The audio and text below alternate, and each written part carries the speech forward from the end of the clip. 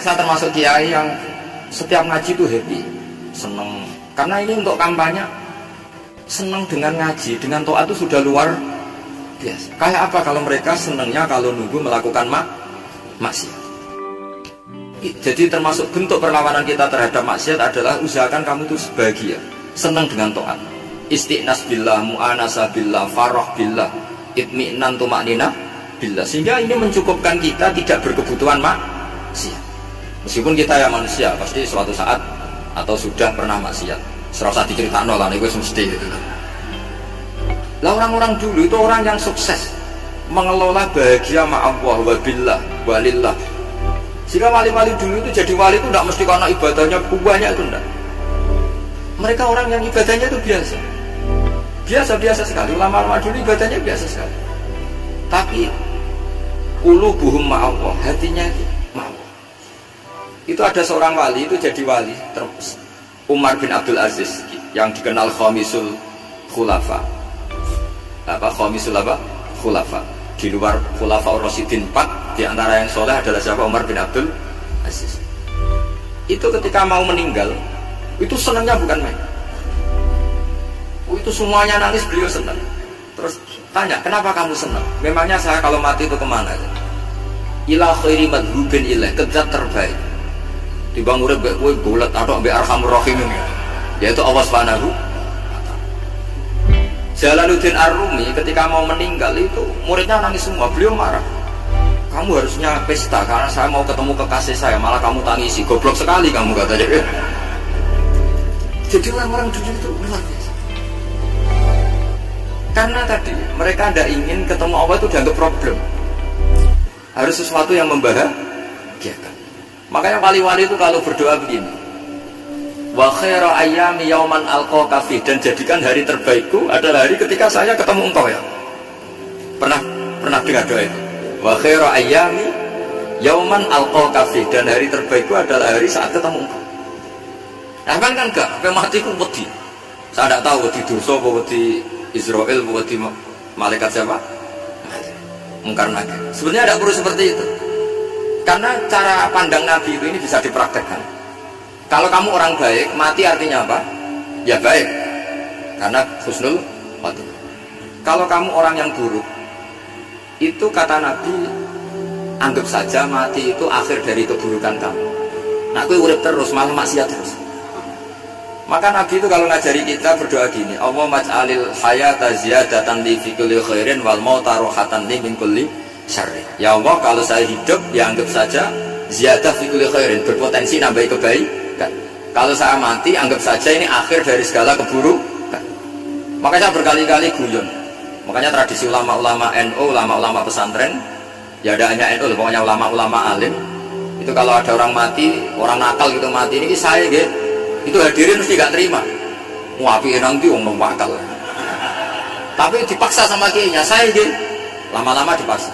Saya gitu. Padahal yang hati ini kiai, besrai so maksiat mengenai saya. Karena dengan mati berarti saya sudah tidak bisa maksiat lagi.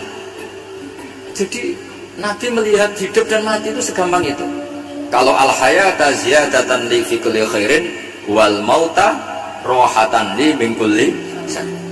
Coba kita ke depan itu kan ada potensi zina, potensi korupsi, potensi maksiat. Yang bisa menghentikan potensi itu apa coba?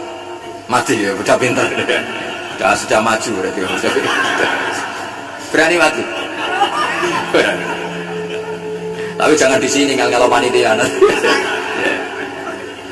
Artinya yang selama ini kita risau dengan kematian, dengan apa? Nabi ngajari kita tadi.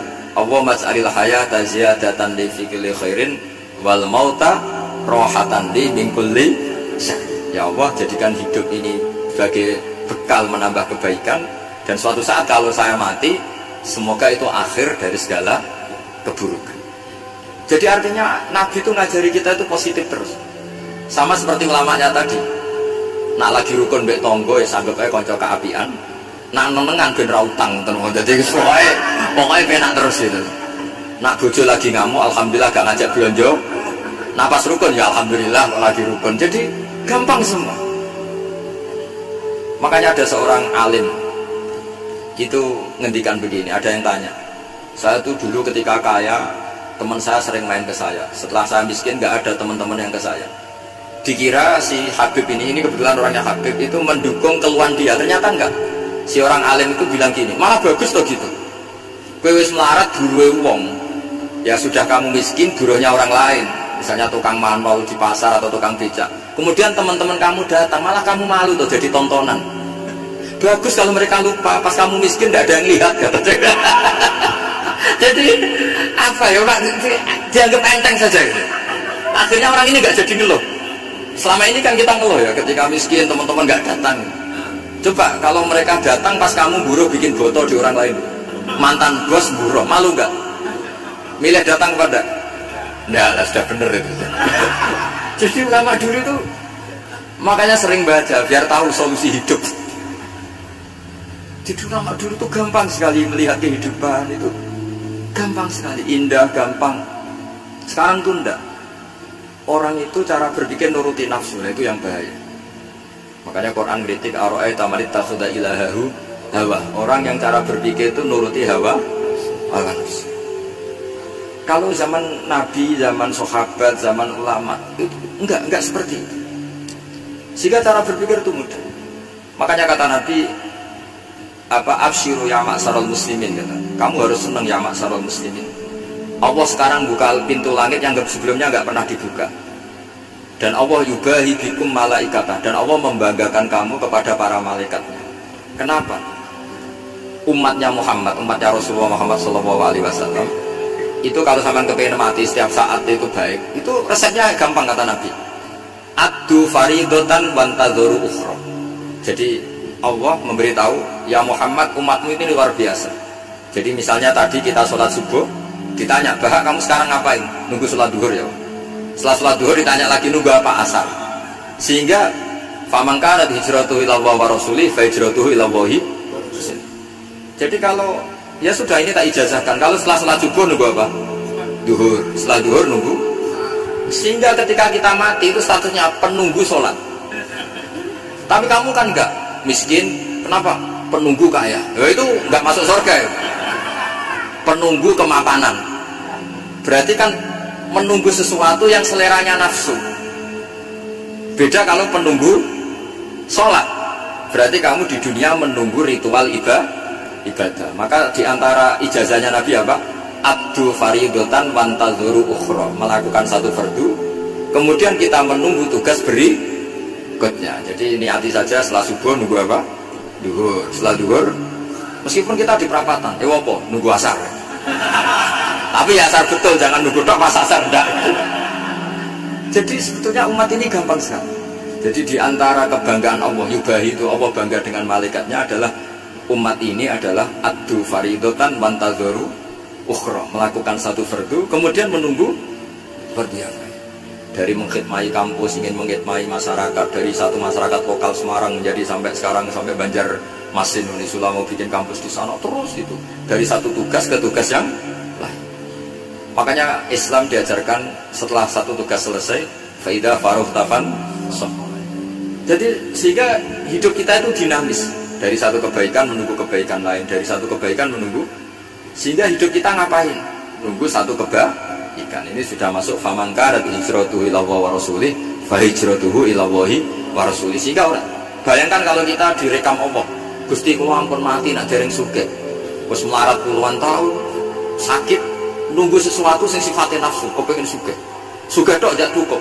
Tahu burono wong sing tahu ngenyek ndekne lho, itu kan urung-urung wis dendam. Saya belum mau mati sebelum kaya dan buruhkan orang yang pernah melecehkan saya. Wis ngono akhirnya mati orang sugih. Berarti wis fakir matinya hasud. Mau itu ngenes dunia akhir kan kira-kira seperti.